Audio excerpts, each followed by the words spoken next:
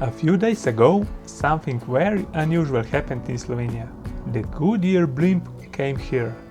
At first, I saw it far away in the distance, but a few days later, I was standing right under it. I followed it across the country, filmed the landing, and was invited inside. Oh, thank you very much. Then I built my own mini blimp to get shots I could not get with a drone. This is the full story. I noticed it in the distance during the morning. It was flying low above the landscape, really far away, maybe 20 kilometers. But because it's so large, it was still easy to see. Later, I found some articles online saying the blimp might return the same way a few days later. Of course, I opened Flight Radar right away and found it somewhere over Italy. The blimp stayed in Imola and it was flying promotional circles about the racetrack during a racing event. But after a week, I saw on Flight Radar that it was in the air again and it was heading towards Slovenia. When it was around 40 kilometers from my home, I could already spot it as a tiny dot in the sky. Because of its size, it was surprisingly easy to see. It made a few circles, so I was not sure when it would finally head for the airfield. But once I saw it was definitely going to Airfield, I jumped in the car and drove off. I stopped a little before the airfield at a place where I was almost sure it would pass above me. And it did. It came directly overhead and I got some real nice footage. Up close it looked massive, quite huge and slowly gliding through the sky. It was maybe 100 meters above me, maybe even lower.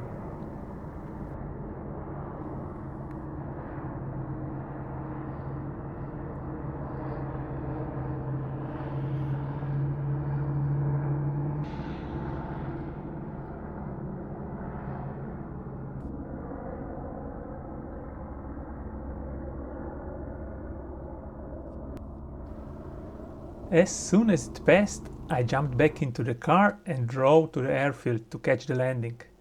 Sadly, I was a little too late. I could already see from the road that it was descending onto the grass area. I parked quickly by the road and filmed whatever I could from a distance. The image shakes a little because of the zoom, but I really wanted to capture what happened next.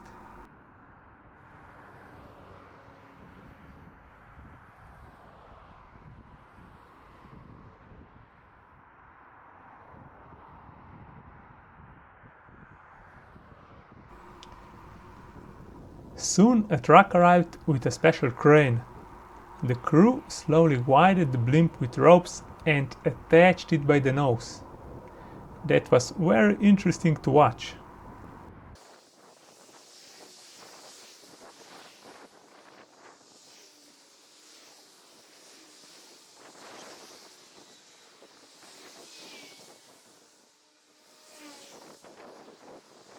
There were several crew members around it.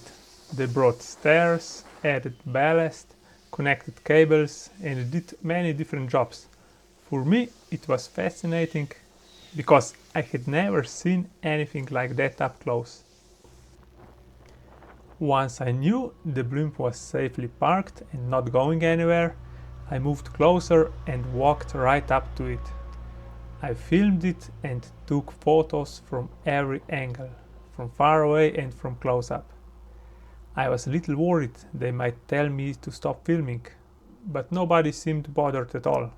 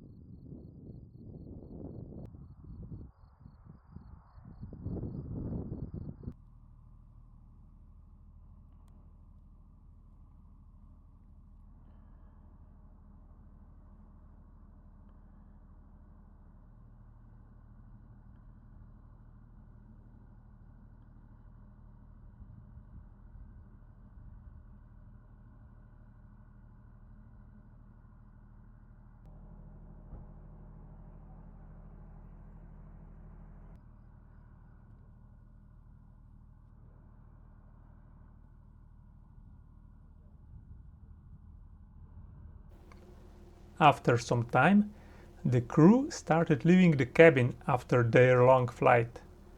I asked if I could take a few photos inside, and one very friendly crew member invited me in. I really did not expect that. Come inside. Oh, thank you very much. Oh, this was my dream. I was very happy to see the inside of the cabin. We exchanged a few words, I asked some questions, and then I thanked them and left so I would not disturb them too long. When you stay outside, yes, there's always a crew member on board. Sometimes you have to fly it on the mast, you know, when the wind is picking up. Oh yeah. So that's...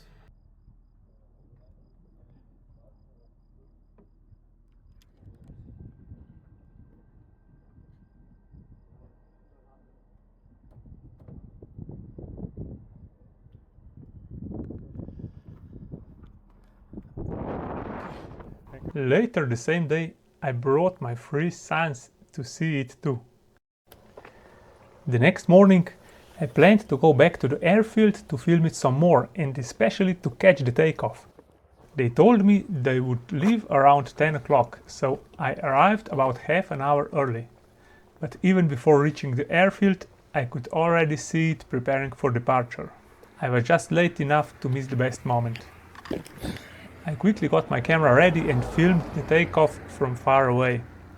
I was also a little disappointed because I had prepared a gift for the crew, a box of honey, to thank them for being so kind the day before. So they got no honey and I got no close-up takeoff footage.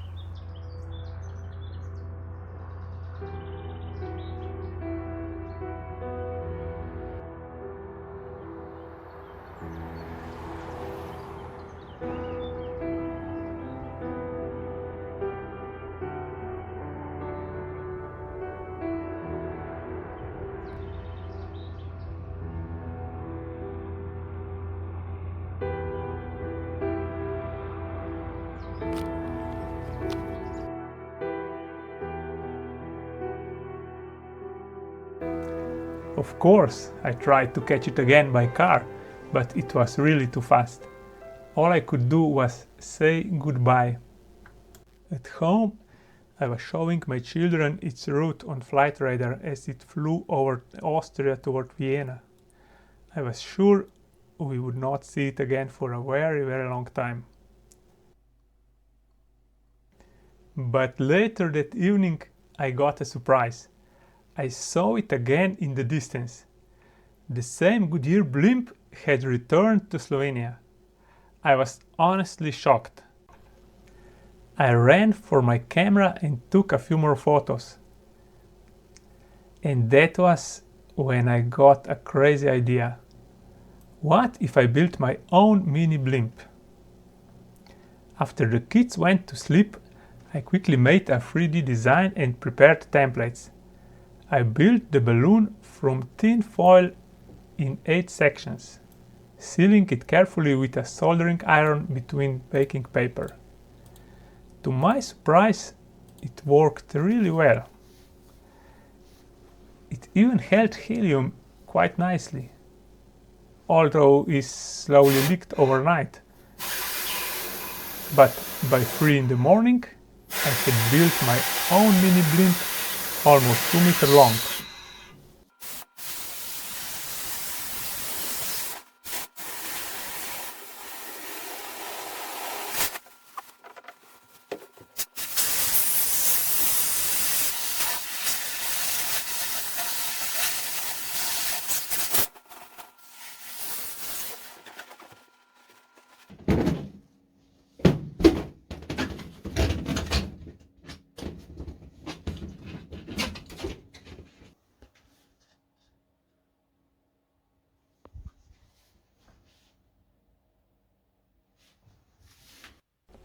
The next morning was Saturday, so the children were home and came with me to the airfield. I said to myself, today we must not miss it. Inside the car, I prepared a small blimp for flight and attached a tiny camera on it. I also had to add more helium because it had lost some during the night. Kaj bo to? Nehajte. Če se tako obrneš, ena palčka blizne.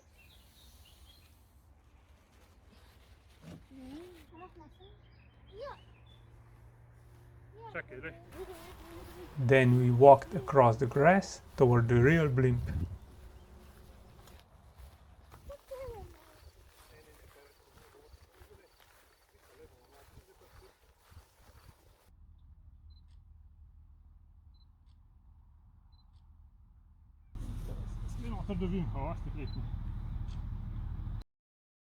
Kar pojmo kjer do tistega.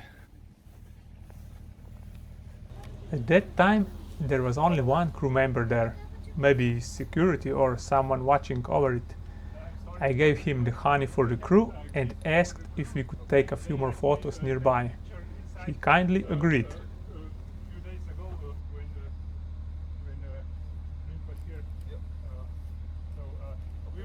Take a few photos and I give it to you. Okay, thank you.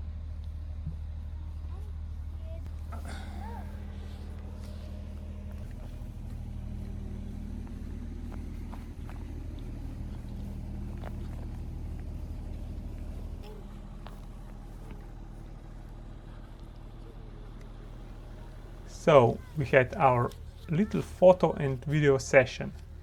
The children had fun and I lifted my mini blimp on a string beside the real one. That gave me some aerial shots I could never have made otherwise, because drones are not allowed near the airfield. The small helium blimp on a string was harmless and I managed to get some really beautiful videos. At first, this video was only meant as a family memory. But because seeing a blimp like this here is such a rare event, I decided to share it with all of you.